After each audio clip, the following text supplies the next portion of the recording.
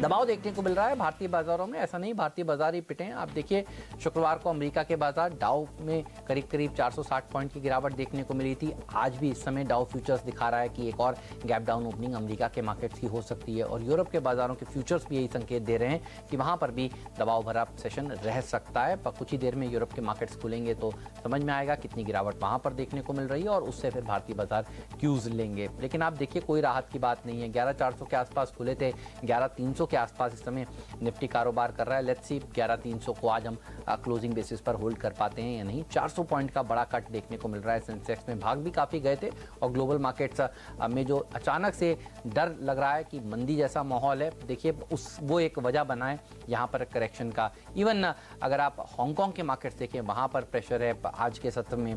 Japan का बाजार Hong Kong से ज्यादा देखिए आज वॉलेटाइल हो गया है, वहां पर तेज गिरावट देखने को मिल रही है। डॉक्टर साहब ये सारे मार्केट्स दिखाइएगा आप। ये देखिए करीब करीब 600 पॉइंट के आसपास की हांगकांग में प्रेशर था और जापान का बाजार जनरली इतना दिखता नहीं है। 3% की बड़ी गिरावट देखने को मिल रहा है। तो ग्लोबली करेक्शन की वजह से आज भारतीय बाजार दरअसल दबाव के साथ कारोबार कर रहे हैं। इवन बैंक निफ्टी जिसने सबसे ज्यादा आउट परफॉर्मेंस भारतीय बाजारों में दिखाई थी, देखिए वही आज अंडर परफॉर्म कर रहा है। 300-350 पॉइंट की गिरावट यहां पर देखने को मिल रही है। प्रकाशगाबा.com के प्रकाश गाबा हमारे साथ जुड़ चुके हैं और उनसे समझते हैं कि मार्केट को इस समय किस तरह से ट्रेड करना चाहिए। संभल नहीं पाए गैप डाउन ओपनिंग के बाद। साहब क्या ट्रेड लेंगे निफ्टी पर, बैंक निफ्टी पर? अब तक तो शॉर्ट है लेकिन लोअर लेवल पे सपोर्ट नजर आते हैं। जो हमारा जो सुबह मैंने बताया था लेवल 11,291 उसके आसपास सपोर्ट मिल सकता है, लेकिन अब भी फिलहाल स्ट्रेंथ नजर नहीं आती। इनफैक्ट तो आज का लो एस्टेब्लिश हुआ है। अब अगर वो ब्रेक हो जाता है तो इमीडिएटली क्लियर कट 291 तक फास्ट जा सकता है। जगह ऐसी है कि शायद इस लेवल से 11,290 जोन्स पर शायद सपोर्ट मिले इंट्राडे के लिए। लेकिन 22 दिन का ये अपमूव मिला है, उसके बाद 1-2 दिन में करेक्शन होने वाला नहीं है ऐसा मुझे लगता है। शायद टाइम वाइज करेक्शन हो सकता है, प्राइस वाइज भी हो सकता है। ये साइड वाइज कंसोलिडेशन मुझे लगता है इलेक्शन तक रहेगा ऐसे। ऑलराइट, तो थोड़ा सा दबाव साइड वाइज देखने को मिल सकता है। लेकिन एक अच्छी खबर आ रही है इस समय। आप देखिए रुपया जो है वो दिन के उच्चतम स्तर पर आ गया है, तो ये एक बढ़िया खबर। देखिए कमजोरी के साथ शुरुआत जरूर की थी लेकिन रुपए ने कम से कम अब अपनी चाल रिवर्स कर ली है। इससे थोड़ा सा संकेत बाजार में ये मिलेगा कि लगता है कि डॉलर्स जो हैं वो भारतीय बाजारों में लग रहे हैं, यानी FII का विदेशी संस्थागत निवेशकों का निवेश भारतीय बाजारों में हो रहा है। तो आज शाम का जो FII का फिगर होगा वो सबसे महत्वपूर्ण होगा। लेकिन विदेशी निवेशक तो लगातार भारतीय बाजारों में आप देखिए पैसा लगा ही रहे हैं। घरेलू संस्थागत निवेशकों का क्या व्यू है ये बहुत महत्वपूर्ण है। HDFC AMC के CIO प्रशांत जैन से आज हमने बात करी। आइए सुनिए उन्होंने क्या कहा। DIS के पास तो हर महीने पैसे आ रहे हैं, तो उसने कहीं पे प्रॉफिट बेचा क्योंकि कोई शेयर ऊपर गया, कोई उसका बाहर आया, तो वो एक हफ्ते बाद या एक महीने बाद दूसरा कोई शेयर ले लेंगे। एक चीज़ आप और समझिए, जो गवर्नमेंट का डाइवेस्टमेंट आता है, प्राइमरी मार्केट में भी सप्लाई आती है, तो आप जो डेटा देखते हैं रोज़ वो केवल सेकेंडरी मार्केट का डेटा है।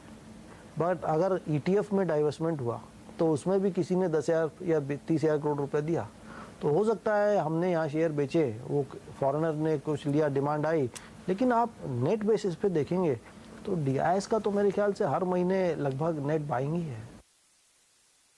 कॉर्पोरेट बैंक्स हैं उसमें हमारा ओवरवेट है काफ़ी, क्योंकि मुझे लगता है जो NPA की इंडिया में समस्या थी ये अब धीरे धीरे लगभग सॉल्व होती जा रही है।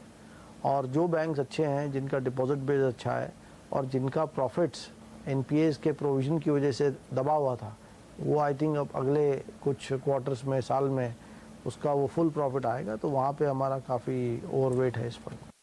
तो कॉर्पोरेट बैंक्स जबरदस्त प्रदर्शन दिखा रहे हैं और देखिए म्यूचुअल फंड के फंड मैनेजर्स इस पॉकेट के ऊपर काफी bullish. ICICI bank, axis bank, ये सारे देखिए बढ़िया प्रदर्शन दिखा रहे हैं। तो गिरावट में इस तरह के बैंक्स को आपको खरीदने की चेष्टा करनी चाहिए। लेकिन ये तो आज की बात है, बाजार आपको लाल निशान में दिख रहा है।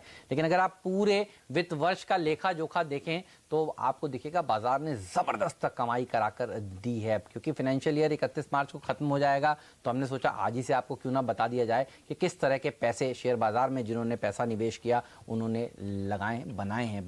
वरुण दुबे मेरे सहयोगी जुड़ चुके हैं, दीपाली राणा भी हमारे साथ जुड़ चुके हैं। तो सबसे पहले वरुण बताइए इस साल में निफ्टी का प्रदर्शन कैसा रहा है? देखिए बहुत ही बेहतरीन। फाइनेंशियल ईयर 2019 निफ्टी के लिहाज से तो काफी बेहतरीन था, क्योंकि पिछले साल हम करीब 10,200 के आसपास ट्रेड करते थे, अब 11,300 साढ़े 300 के आसपास ट्रेड कर रहे हैं। यानी करीब 1100 साढ़े 1100 पॉइंट के आसपास की रैली निफ्टी पिछले एक साल में दिखा चुका है। परसेंटेज के लिहाज से देखें तो करीब 11 साढ़े 11% के आसपास के रिटर्न्स पिछले एक साल में निफ्टी ने दर्ज किए हैं। अगर आप वैल्यूएशन के लिहाज से देखें तो पिछले साल इसी समय हम करीब 25 के पी पे ट्रेड करते थे निफ्टी, और अब करीब 28 के पी के आसपास ही ट्रेड करता है। और देखिए, हम हमेशा कहते हैं कि चलिए 10-11% के आसपास के रिटर्न देखने मिले, कुछ ज्यादा तो नहीं है, लेकिन अगर आप वर्ल्ड इंडेक्स यानी कि वर्ल्ड में जितने बाकी इंडेक्सेस है उनके साथ कंपेयर करें तो आपको पता चलेगा कि दरअसल भारतीय बाजारों ने आउट परफॉर्म किया है। पिछले एक साल में निफ्टी ने 11% का रिटर्न दिया है, लेकिन इसके मुकाबले में नैस्डैक देखिए 8% रिटर्न, वहीं आप S&P को देख लीजिए 6% के आसपास के रिटर्न्स वहां देखे गए हैं। कॉस्पी और डैक्स में तो नेगेटिव रिटर्न्स देखने मिले हैं। तो भारतीय बाजार जो थे पिछले एक साल में सबसे बेहतरीन परफॉर्म करने वाले बाजार थे। स्टॉक स्पेसिफिक बात करें तो निफ्टी 50 में से 50 में से 25 स्टॉक जो है उन्होंने पॉजिटिव रिटर्न दिए हैं और 25 स्टॉक जो है उन्होंने नेगेटिव रिटर्न दिए हैं। जो टॉप गेनर्स थे उसमें सबसे पहले तो बजाज फाइनेंस का काउंटर है। लगातार इस काउंटर ने पहले भी आउट परफॉर्म किया है। आप इस कंपनी के नतीजे देखेंगे तो बेहतरीन नतीजे डिलीवर करते आ रही है और उसी का इंपैक्ट देखने मिला, जहां 60% के रिटर्न देखने मिले। लेकिन सबसे बड़ा हाईलाइट था दिग्गज रिलायंस का काउंटर। पिछले एक साल में 50% के पॉजिटिव रिटर्न इस काउंटर ने दिए। देखिए, 10,000 करोड़ से ज्यादा का मुनाफा करने वाली देश की पहली कंपनी बनी है इसी साल। रिटेल का कारोबार लगातार बेहतर प्रदर्शन कर रहा है। जियो में अच्छा परफॉर्मेंस देखने मिला है, उसी का इंपैक्ट आपको इस स्टॉक में देखने मिला। इसके अलावा दो banks, axis bank, ICICI bank, management change का सबसे ज्यादा इंपैक्ट अगर किसी में देखने मिला है तो इन दो काउंटर्स में देखने मिला है। आईसीआईसीआई करीब 38% और एक्सिस बैंक में भी इसी तरह के बेहतरीन प्रदर्शन आपको देखने मिला। वहीं टीसीएस इस पूरे साल में double digit constant currency growth इस कंपनी ने डिलीवर की और Q3 में तो 14 महीने के हाई पे पहुंच गई थी। इस तरह की ग्रोथ इस कंपनी ने डिलीवर किए। इंपैक्ट है 40% के पॉजिटिव रिटर्न्स। लेकिन जिन स्टॉक्स ने नेगेटिव रिटर्न दिया या फिर नुकसान कराया है उसमें सबसे आगे तो ऑटो कंपनीज थी। टाटा मोटर्स, JLR के इशू, ग्लोबल ट्रेड के इशू, जो डिमांड है वो ठंडी पड़ रही है, उसका इंपैक्ट टाटा मोटर्स पे हुआ। वहीं हीरो मोटो और मारुति सुजुकी भी पीछे नहीं थे, यहां भी पैसा लोगों ने गंवाया है। इसके अलावा सबसे बड़ा जो आपको याद होगा, जो सबसे बड़ा नेगेटिव चीज थी इस पूरे साल में, वो था हाउसिंग फाइनेंस कंपनीज की पिटाई। और इंडियाबुल्स हाउसिंग फाइनेंस इसमें सबसे आगे था। 42% की गिरावट यहां देखने मिली। और मेटल्स और माइनिंग काउंटर में ट्रेड वॉर का इंपैक्ट देखने मिला, जहां करीब 39% के आसपास की गिरावट वेदांता जैसे काउंटर्स में देखने मिली। तो ये तो टॉप गेनर्स और लूजर्स थे, लेकिन निफ्टी को अगर आप देखें तो उसने आउट परफॉर्म किया है और ग्लोबल मार्केट में सबसे अच्छा प्रदर्शन किया है। बिल्कुल। और वेदांता मुझे याद आता है कॉर्पोरेट गवर्नेंस के जब इश्यूज खड़े हुए थे उसके बाद यहाँ पर प्रेशर बना था। टाटा मोटर होप अब ये कि अगले फाइनेंशियल ईयर इतना खराब ना हो जितना ये रह चुका है, लेकिन बजाज फाइनेंस आ रही है लाभ, क्या पैसा बना कर दिया इन स्टॉक्स ने। दीपाली हमें बताने वाली हैं कि बैंक निफ्टी का प्रदर्शन कैसा रहा और उसके अंदर कौन से स्टॉक्स ने दरअसल चौके छक्के लगाए। दीपाली बताइए। Thank you Hemant. और निफ्टी बैंक की अगर एक साल की परफॉर्मेंस देखें तो 21% ये इंडेक्स दौड़ा है और जो मैक्सिमम तेजी बनी है वो पिछले कुछ महीनों के दौरान बनी है। सबसे पहले आपको बताएंगे कि इस इंडेक्स में कौन से वो 4 स्टॉक्स हैं जो सबसे ज्यादा बड़े हैं। हालांकि अगर आप निफ्टी बैंक के कॉन्स्टिट्यूएंट्स को देखेंगे तो 7 बैंक हैं जो बड़े हैं, 5 बैंक ऐसे हैं जिन्होंने नेगेटिव रिटर्न दिए हैं। सबसे ज्यादा बढ़ने वाले स्टॉक्स आप देखिए, axis bank almost 50%, ICICI bank 40% के आसपास, आरबीएल बैंक 36% बढ़ा है, साथ ही कोटक महिंद्रा बैंक। इंटरेस्टिंग ये है कि जो टॉप 4 गेनर्स हैं वो चारों ही प्राइवेट बैंक्स को बिलोंग करते हैं। वहीं जिन स्टॉक्स ने परफॉर्म नहीं किया है उन स्टॉक्स को आप देखिए, यस बैंक आप देखेंगे इसने नेगेटिव रिटर्न दिए हैं लगभग 20% के आसपास के, bank of Baroda 16%, Punjab national bank ने भी 5% के आसपास के नेगेटिव रिटर्न दिए हैं। ये तो एक साल की परफॉर्मेंस हुई हेमंत, लेकिन मैं कुछ चीजें हाईलाइट करना चाहूंगी।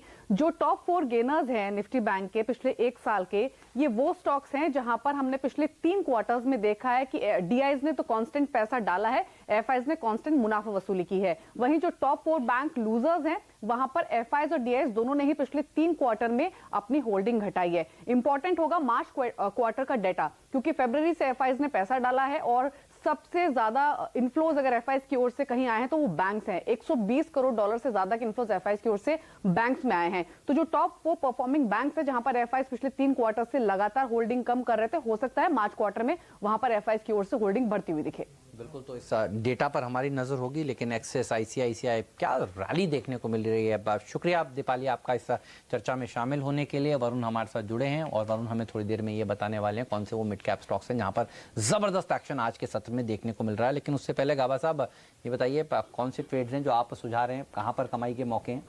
मुझे पावर फाइनेंस अच्छा लगता है। Okay. इसमें एक अप मिल सकता है पावर फाइनेंस में, पॉसिबल है इसका टारगेट कोई 128 130 हो, स्टॉक होगा 117। यहाँ पर तो ये नजर आती है आरईसी पावर फाइनेंस दोनों में, तो मैंने पावर फाइनेंस चुन किया। दूसरा स्टॉक जो वीक नजर आता है वो है एक्सिस बैंक। यहाँ पर थोड़ी गिरावट नजर आती है एक्सिस बैंक में, थोड़ा सेलिंग प्रेशर है एक्सिस बैंक में, और कह सकते हैं कि इसका स्लाइड पॉसिबल है। कुछ 730 का ये जोन है, वहाँ तक संभावना है स्लाइड होने की। स्टॉप होगा 752 का। ऑलराइट, तो एक्सिस बैंक में दबाव देखने को मिलेगा, और पिछले कुछ दिनों में देखिए आउट परफॉर्मेंस भी गजब की एक्सिस बैंक ने दिखाई है। पीएफसी में एक बढ़िया रैली बन सकती है। लेकिन वरुण हमारे साथ बने हुए। वरुण भाई बताइए, आज कौन से मिड कैप में सबसे ज्यादा एक्शन है? देखिए, लगातार ये तीसरा दिन है जहां मिड कैप इंडेक्स में गिरावट देखने मिल रही है। 3 दिन में करीब 300 पॉइंट के आसपास की गिरावट हो चुकी है, और जिन स्टॉक्स की धुलाई हो रही है उसमें सबसे आगे देखिए वोडाफोन इंडिया का काउंटर है। राइट इश्यू की खबर के दिन ये स्टॉक चला था, उसके बाद लगातार पिट रहा है। आज भी देखिए करीब 5-5.5% के आसपास की गिरावट इस काउंटर में है। इसके अलावा IRB infra, Jain irrigation, dish TV जैसे काउंटर है जहां करीब 4-4.5% के आसपास की गिरावट है। एक सेक्टर जिसमें सबसे ज्यादा दबाव है वो है बैंकिंग और NBFC counters. Equitas, Karnataka bank, Edelweiss, DHFL जैसे काउंटर में 3 से 5% के आसपास की गिरावट है। इसके अलावा जिन सेक्टर्स में दबाव है उसमें रियल एस्टेट काउंटर्स है। डीएलएफ में देख लीजिए करीब 4% की गिरावट। अशोक लेलैंड, ऑटो स्टॉक्स में दबाव है, यहाँ करीब 2-2.25% के आसपास की गिरावट है। कंजम्पशन स्पेस यहाँ भी गिरावट है। यूनाइटेड ब्रेवरीज में करीब 3-3.5% के आसपास की गिरावट। मेटल्स और माइनिंग काउंटर्स, सेल में करीब 3.5% की गिरावट है, और सीमेंट काउंटर्स यहाँ भी दबाव देखा जा रहा है। इंडिया सीमेंट में भी करीब 3.5% के आसपास की गिरावट है। तो अक्रॉस द बोर्ड सभी सेक्टर्स में आपको दबाव देखने मिल रहा है। खबरों के चलते कुछ स्टॉक्स एक्शन में है। टीटी के प्रेस्टीज 29 मार्च को बोर्ड की बैठक है, बोनस इशू को लेकर, उसके चलते स्टॉक में देखिए 4.5% की गिरावट है। और जेट एयरवेज, तरह तरह की खबरें इस काउंटर के लिए, तो और स्टॉक में करीब 3-3.25% के आसपास की तेजी देखने मिल रही है। दो स्टॉक्स जो आज के हाईलाइट है, आरईसी और पीएफसी, इन दोनों काउंटर्स में आज जम के खरीदारी है। 7 से 10% के आसपास की तेजी इन काउंटर्स में देखी जा रही है। इसके अलावा जिन काउंटर्स में तेजी है उसमें रिलायंस कैपिटल है, यहाँ करीब 2.25% की तेजी है। भेल, बीएल और डीवी स्लैब जैसे काउंटर में तेजी के सौदे पड़ रहे हैं। तो कुछ चुनिंदा काउंटर्स है जहां तेजी है, लेकिन लार्जली सभी सेक्टर्स में आज दबाव देखा जा रहा है। बिल्कुल, शुक्रिया आपका वरुण इस जानकारी के लिए। और हमारी टिकर टीम कुछ स्टॉक्स दिखा रही है, उसमें जी एंटरटेनमेंट का नाम आ गया है, और देखिए जी एंटरटेनमेंट 3.5% नीचे। डिश टीवी में भी दबाव देखने को मिल रहा है। कोई ट्रेड इन दोनों में किसी शेयर में गाबा साहब आप लेना चाहते हैं? जी हाँ, जी एंटरटेनमेंट यहाँ पर शॉर्टिंग अपॉर्चुनिटी बहुत अच्छी है। कह सकते हैं स्टॉप होगा 435-436 का। पहला टारगेट रहेगा 400 में शायद रुक सकता है। अगर नहीं रुका तो इसमें और डीपर करेक्शन आ सकता है। 350 भी देख सकते हैं, क्योंकि इसका जो स्ट्रक्चर है उसके हिसाब से लग रहा है फॉलिंग लाइक अ स्टोन। जब पत्थर गिरता है तो रुक नहीं सकता, वैसा नजर आ रहा है। 400 एक साइकोलॉजिकल सिर्फ सपोर्ट है।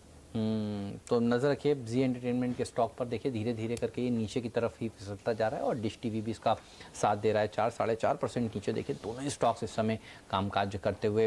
वक्त है एक छोटे से कमर्शियल ब्रेक का, लेकिन ब्रेक पर जाते आते देख लीजिए तत्काल ट्रेडिंग आइडिया इस समय का क्या निकल कर आ रहा है। कौन सा एक ट्रेड है जो आप इस समय ले सकते हैं, लाते हैं आपकी स्क्रीन पर। एक्सिस बैंक यहाँ पर जो राय है खरीदारी की निकल कर आ रही है, और ये टारगेट है 730 का। स्टॉप लॉस 742 का रखना चाहिए। मनोज सचदेव हेम सिक्योरिटीज के कह रहे हैं कि ये वो सौदा है वो इस समय लेना चाहेंगे। ब्रेक लेंगे, और ब्रेक के बाद बहुत सारे और स्टॉक्स हैं उस पर हम चर्चा करेंगे।